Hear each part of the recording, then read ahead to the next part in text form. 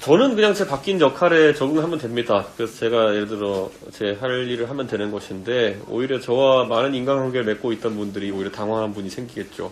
그러니까 이렇게 되니까 예전에 저한테 잘못한 게 많은 사람들 고민이 많아질 거고 어떤 당 같은 경우는 당 대선 주자라는 사람이 정신을 못 차리고 계속 이렇게 저한테 어떻게 해야 될지 몰라가지고 계속 사고치고 있던데 저는 글쎄요 저는 정치에 있어가지고 저는 어느 시점인가 제가 당 대표도 하고 또 그리고 당에서 주요한 또 역할을 하게 될 거라는 생각을 하고 준비해 왔습니다. 그게 이른 시점일지 아닐지는 또 별개의 문제지만은 저는 그런 준비를 많이 해왔기 때문에 제가 당대표 된 뒤부터 바로 착수하고 일을 할 수 있었던 것이 아닌가 이런 생각을 합니다. 보통 당대표가 되면은 바로 그 다음에 보통은 나이 한 60 넘어가지고 당대표 처음 돼가지고 바로 대선 나갈 준비합니다. 네. 바로 대선 주자 후보로 분류되기 때문에 그럼 대선 나가면은 자기들 딴에는 뭐 조직을 정비한다고 해가지고 대한민국 국민들은 아무도 이름 모르는데 당협위원장 4사람을 심으려고 그러고 그래가지고 그 사람들 거느리고 벌거숭이 임금님 놀이 하는 거죠. 근데 저는 앞으로 정치에 있어가지고 제가 지향하는 정치라고 하면은 저는 변화를 만들어내고 싶고 그 변화의 성과에 따라서 평가받고 싶은 겁니다. 제가 거느린 당협위원장의 숫자나 이런 것들은 아무 의미가 없는 것이고 당장 우리 윤석열 후보만 본다 하더라도 당에서 길게 생활한 바도 없고 당에서 누군가를 챙겨주기 위해서 인사를 한 적도 없고 하지만은 결국에는 본인이 추구하는 가치, 공정의 가치나 이런 것들이 빛났기 때문에 바로 제1야당의 대선 후보가 되고 지금 또 대통령 단선에 가까이 가 있는 거 아니겠습니까? 저는 앞으로 정치가 그렇게 진행될 것이다. 패거리 아무리 모으면 뭐합니까?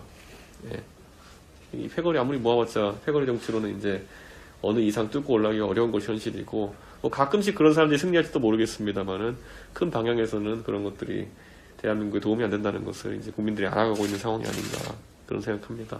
그래서 이제 지방선거도 다가오고 모든 대통령 선거가 이제 곧 치르지만 지방선거도 다가오고 이 과정 속에서 일을 하는 사람들이 많이 주류로 올라섰으면 좋겠다 그런 생각을 합니다.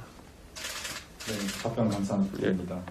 그리고 이제 본격적인 질문을 하는데 이제 그 지금 이 대학 지부라는 거를 이제 우리 이준석 대표님하고 김영태 최고위원님께서 이제 주도하셔서 이렇게 만드셨는데 저는 이제 아무래도 제가 이 어쨌든 대표로 선출이 되었기 때문에 좀 이제 이 조직의 지속에 대해서 좀 이제 생각을 이제 해보게 됐거든요. 여기까지 오면서. 근데 과연 이게 이제 다음에 이제 이준석 대표님 다음에 당대표가 이제 예를 들어 바뀌게 된다면은 이 조직들이 과연 존속할 수 있을까? 저는 왜냐면 이게 제가 알기로 당원 당규상에는 이제 지부에 관련된 언급이 아예 없는 걸로 알고 있거든요. 그래서 혹시나 이게 조직이 당대표가 다음에 바뀌게 된다면 혹시 계속 존속할 수 있을지에 대한 그 질문을 좀 드리고 싶습니다.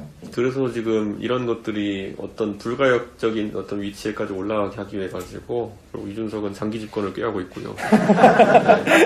그래가지고 이런 제도가 영속화되어가지만이 당이 과거로 퇴보하지 않는다. 저는 이런 생각하고 있습니다. 그리고 저는 이렇게 생각해요. 대학생위원회라는 틀을 만드는 데 있어서 취지는 아까 간단하게 설명드렸습니다. 결국에는 야인시대식의 어떤 그 대학생 청년위원회 활동이나 이런 것이 굉장히 해보면은 짜증나거든요. 가면은 나랑 1년씩도 없는 사람이 어디 당생활 10년 했다고 나한테 와서 상급자 행세하려고 그러고 그리고 이 조직은 또 사람이 위로 빠지지도 않아요. 한 100명이 드글드글 하면서 도의원 한번 해볼까 이런 거 생각하고 있는데 매 선거마다 한 2-3명 정도 이제 빠져나가고 그러니까 98명은 남아가지고 또 드글드글 하면서 또 4년 뒤에 기다리면서 서로 이제 죽이려고 애쓰고 뭐 이런 조직이거든요. 그런 경우가 많기 때문에 저는 물론 모든 청년위원회가 뭐 그렇게 돌아가는 건 아니겠지만 제가 봤던 청년위원회들은 상당수가 그렇게 돌아갔습니다. 그렇기 때문에 대학생위원회의 가장 특징적인 건 뭐냐면은 동아리 비슷한 거예요. 여기에 10년 눌러 앉아 있으면 별 방법이 없어요. 10년 눌러 앉아 있으면 이거는 좀 문제가 있는 거죠.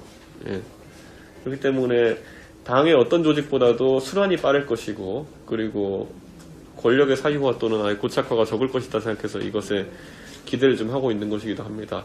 그리고 무엇보다도 사실 서울은 그래도 좀 느낌이 다르긴 하지만 수도권도 다르지만은 경상북도 청년위원회가 무슨 의미가 있습니까? 그 문경에 사는 사람이랑 포항에 사는 사람이 평생 만날 일이 없는데 오히려 문경 사람이 서울 사람 만날 일이 많지 포항 사람 만날 일이 없거든요 거의. 근데 그런 걸 같은 조직이라고 묶어놓고 아무리 일을 해보려고 해도 될 리가 없습니다. 만나면 항상 대구에서 만나자고 할 텐데. 그런 식으로 돌아가는 조직, 실무할 수 없는 조직이기 때문에 이제는 좀 이 대학생위원회 단위로 모여가지고 아까 말했던 토너먼트라든지 토너먼트 왜 하겠습니까? 예를 들어 토론 배틀에 가서 토너먼트 하면은 나중에 장학금 주려고 하는 거예요. 그거 우리가 정당법상 아무한테나 이렇게 막 장학금 뿌리고 이렇게 할 수 없거든요. 그런데 예를 들어 상금은 줄 수 있어요. 네, 어떤 토너먼트라는 걸 했을 때.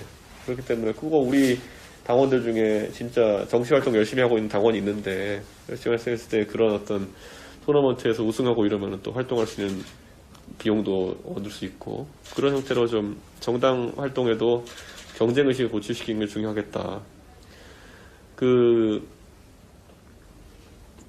사람들이 줄을 선다는 게 얼마나 무서운 거냐면요. 네. 그게 정치권에 지금 돌아가게 하는 원동력 중에 하나예요.